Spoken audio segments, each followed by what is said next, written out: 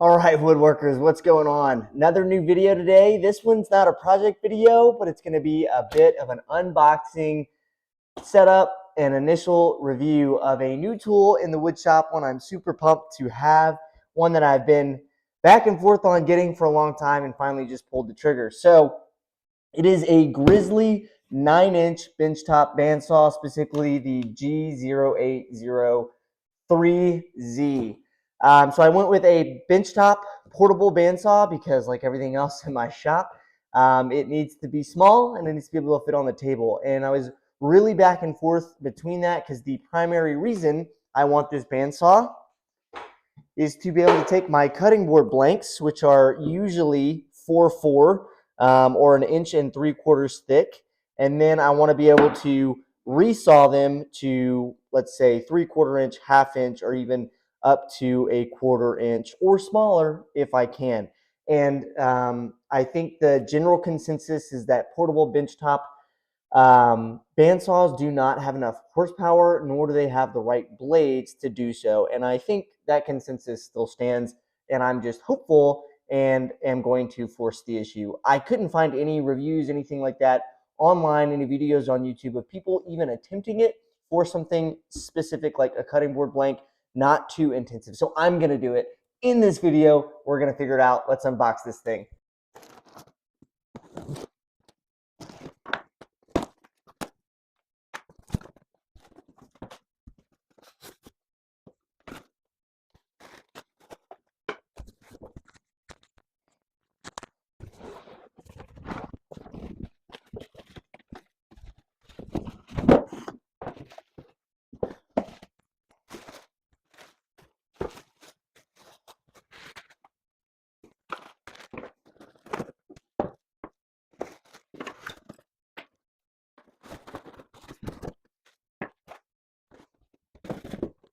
All right, so I got this thing all unboxed. First impressions are it's way smaller than I thought, and that's actually a really good thing. I didn't want it to be huge, and I thought it'd be a lot bigger than this. So, in me having zero bandsaw experience, I think this is actually a great place to start. So, I'm going to just go ahead and start assembling things like the table, the fence, and then we're going to get into adjustments and tuning the machine before we even turn it on. So I'm just going to time lapse through putting this thing together.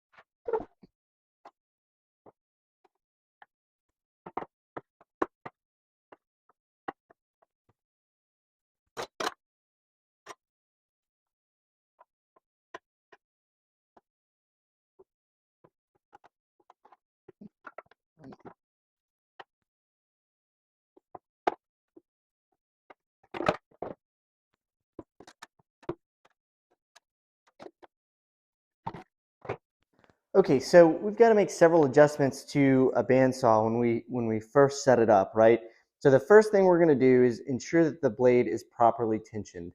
So I've gone ahead and added tension to my blade with the blade tensioning lever, which is on the right-hand side of the machine. What you want to do is you want to just use your finger and push the blade towards the fence, and you want about 1/4 of an inch of deflection. And I'd say I've got just under 1/4 of an inch, and I'm going to say that that's okay and properly tensioned. Another method, make sure you can see it, is if you come to this side of the machine where your hand and your finger can rest against the frame of the machine, and then you slightly put pressure into it. Next thing we want to check is that our blade is tracking correctly. So when we say tracking, when we refer to a bandsaw, we want to make sure that our blade is seated on the upper and lower wheel, really just the upper, correctly.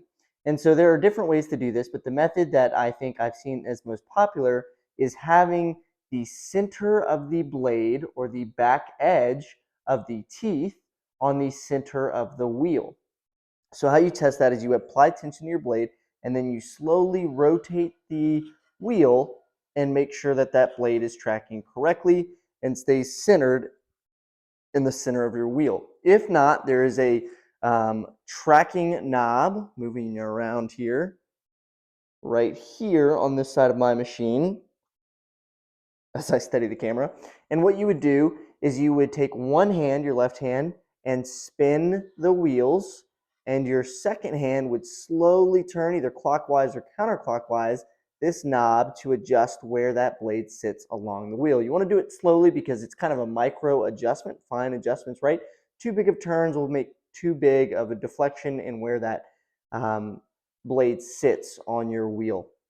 So those are the two first steps to tuning up our bandsaw. Okay, the next thing we want to adjust are our guide bearings here. So I want to show you what it shouldn't look like before I show you what it should look like. So with the machine turned off, if you can rotate the blade and see your guide bearing, which you can see on the right side, it is moving, then you're wrong.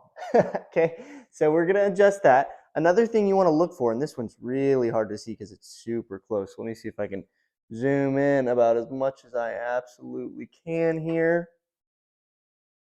Sorry, you got to work with my shaky camera here. All right, so as you can see, the teeth of my blade just poke out past the edge of these guide bearings. Basically, the gullet, which is the deep part of the sawtooth here, the one that rides against or rests against the actual blade, makes the throat of the blade. You want to see just a little bit of the actual throat of the blade, the wide part of the blade, past the guide bearing. You don't want these teeth, because the teeth kind of flare out to the left and right, alternating, to be touching these guide bearings because it'll damage them. So you want to set that back just a little bit behind let's see, you want to set the bearings just a little bit behind the gullet of your blade. So that's good on my machine, but we do need to adjust this bearing. So how we're going to adjust this bearing is we're going to take our hex screws, and we're going to loosen this lock screw. Okay, so we did that.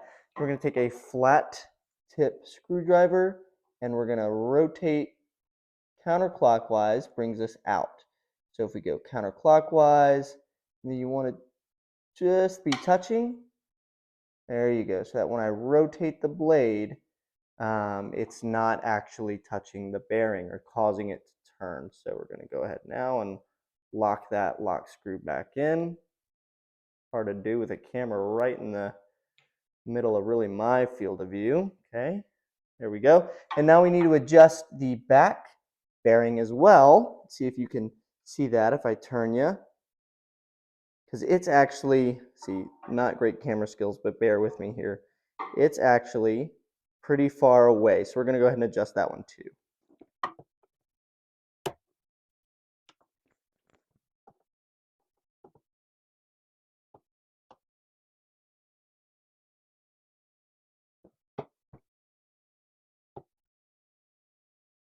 Okay, so if you watch as of course for my demonstration here, it doesn't work. Okay, be better if I just opened. There we go. All right, so I'm going to spin the blade. You see I've adjusted the left one just a little bit too much, so we're going to go ahead and readjust. All right, there you go. So as I spin the blade, you don't see any movement of the bearings. If I put just slight pressure and move the blade, I get movement of the bearing. And that's what you want. So when it's free spinning, you don't want any movement. But you do once you're there. Okay, next adjustment. And the final adjustment we need to make is with the thrust bearing here. And this one's the most critical. So you want it to be just behind the widest part of the blade. The throat of the blade is what I'm calling it. So that when you apply just a minimal amount of pressure, that bearing slides. So let's see if I can even find where that is. As the blade free spins, there's no movement, but just the slightest bit of pressure puts movement, and that's what you want. So that's the final adjustment, the thrust bearings and your two guide bearings, what you need to adjust. And I'm just going to bring you down quick. Note that underneath the table with the bottom wheel, there is another set of guide bearings as well as a thrust bearing that you need to adjust as well. I just didn't on camera for the sake of it's not a great shot. Okay, so I've got everything all set up here, everything finely tuned, and honestly, after I went through all that trouble fine-tuning the 1/4-inch blade we had, we switched it out for a 3/8 inch blade. That's the widest blade that this bandsaw can accommodate since it's a benchtop bandsaw. And the reason I did that is when you resaw a board, from everything I've seen online, you want to use the widest blade possible. Most people usually go for like a 1/2 inch blade. Unfortunately, I can't accommodate a 1/2 inch blade, so the biggest I can do is a 3/8, and then the less teeth, the better. So we're just gonna see how this goes. Some other notes about cutting with a bandsaw: you want to get the guide down as close to the piece as you can get it. And so this is about as close as I can get it without hitting the fence. And this fence actually works really well for me. I don't need a temporary fence because the fence is not shorter than my blank. And so my blank rides right up against it and it'll keep it nice and flat the whole time. So we're really just going to do this thing live. I've provided kind of the best amount of lighting as I can get for you guys. And we're just going to take this nice and slow. My first ever cut on a bandsaw, and definitely the first time I've ever seen somebody try to resaw a cutting board blank on a bandsaw. So we'll do this piece first. It's a piece of mulberry. So it's still considered a hardwood. I'll get the actual hardness on the screen here now off of the Jenka hardness scale, something like that. And then if it goes successfully, then we'll try a piece of hard maple, which is probably the hardest hardwood I'll ever use. We're going to just cut it as close to in half as we can get it. Here we go.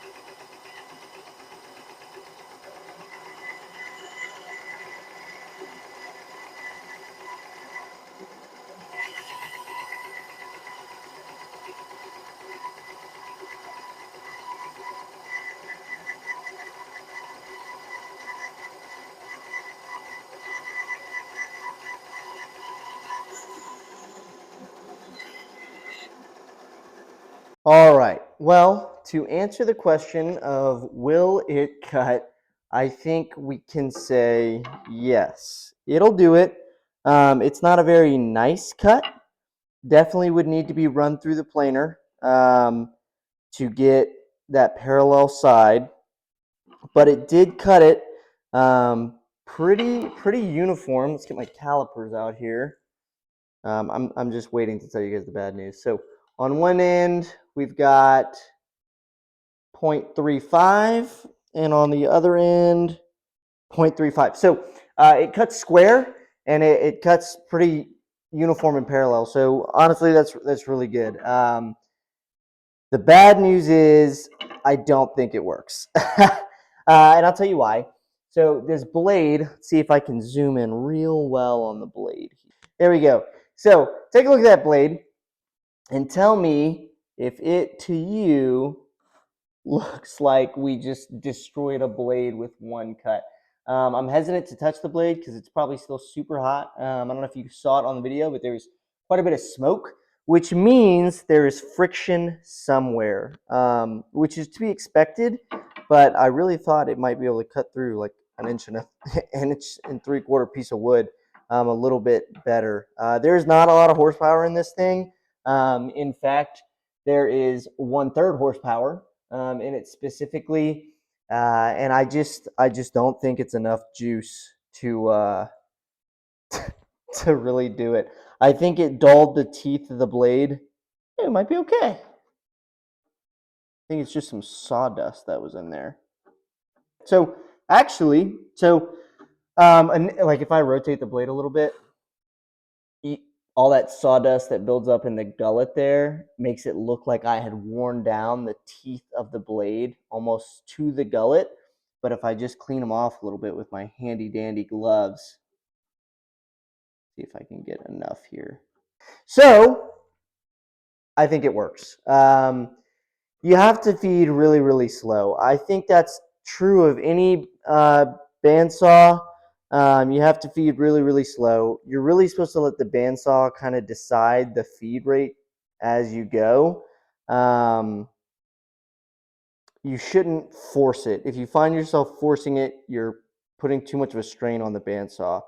I don't really know where the burning was coming from. I thought it was from inside the wood, but if you look at the inside pieces, you can see some burn marks on the wood, but not as much as I thought there would be for how much smoke I was getting. So I'm open to any ideas, but I do think that you can do it. I think it's possible with this bandsaw. You just need to go really slow, and you're not going to be doing anything probably more than 2 inches.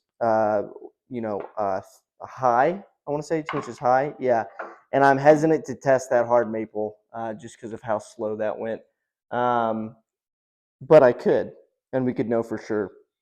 But yeah. All right, let me close this thing up and then get back to you guys.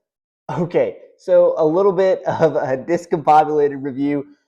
We did an unboxing. We put it together, which you saw was relatively quick, and that's kind of Grizzly's big pitch with this thing, is that it weighs 50 pounds. It comes like 75% of the way assembled with really simple, sorry, I'm tripping over power cords over here, really simple assembly required. And I'll give them that. I think really it is super simple. It's a really nice quality. Most of these pieces are like thin sheet metal, but still metal as opposed to plastic, which is nice.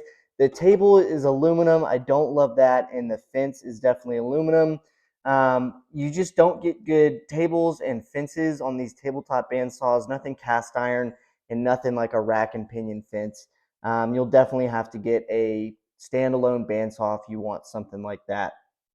They do make a 14-inch bandsaw, I believe, and this is a 9-inch. And when people talk about 9-inch or 14-inch, it's the distance from the blade to the throat of the machine. So that's the widest board essentially that you could fit through. I used to think that it meant height. It's not height. It's from the throat to the or from the blade to the throat of the machine. So just keep that in mind.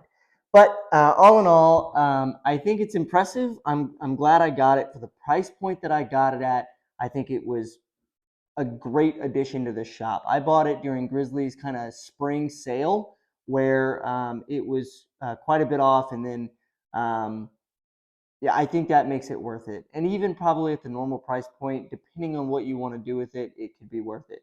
I'd say that what I just attempted, which was